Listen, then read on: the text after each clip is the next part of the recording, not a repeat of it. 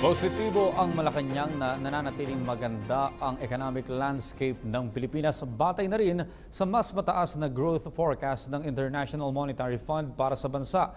Kinumpirma rin ng palasyo na naging maganda ang pulong ni Pangulong Rodrigo Duterte kasama ang malalaking business leaders kamakailan.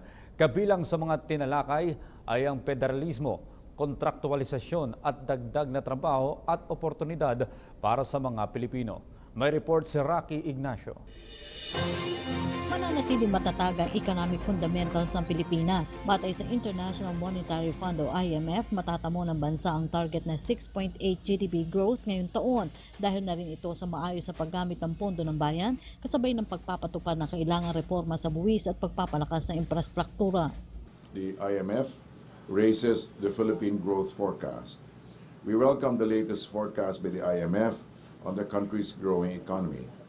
According to the International Monetary Fund, Resident Representative Shanaka Jainath Perez, the Philippines is expected to maintain its strong GDP growth momentum registered in 2016 into 2017 at a pace of 6.8%.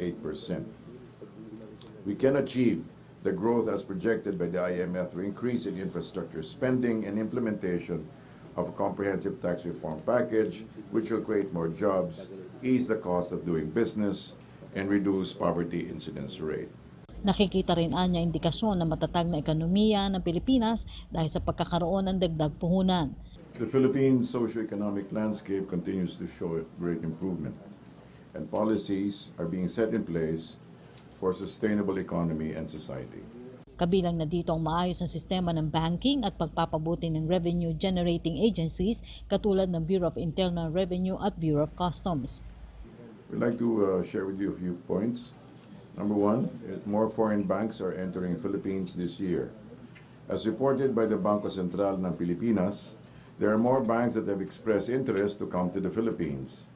They will not only provide competition to local lenders, but also help potential investors from their own jurisdictions to set up shop here. These banks may operate in the Philippines as a branch or a wholly owned subsidiary. Also, there are improvements in BIR, BOC in place as part of the tax reform measures. In the BIR, Finance Secretary Carlos Dominguez III said the agency has started expanding its large taxpayer service to cover the top 3,000 corporations, accounting for 75% of total tax revenues. Nauna nang nakipagpulong si Pangulong Rodrigo Duterte sa malalaking negosyante sa bansa. Also, the President had dinner with some Taipans last night.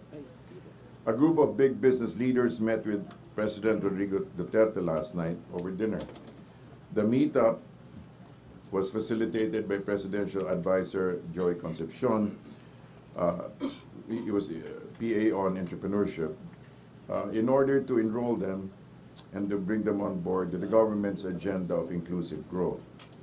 The open discussion touched on many topics: federalism, contractualization, job creation, and tax reform.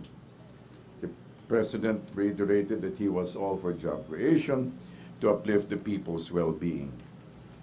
The 1-hour meeting was extended to 3. And in the words of PA Joy Concepcion, everybody walked out extremely happy. Para sa PTV News, Rocky Ignacio.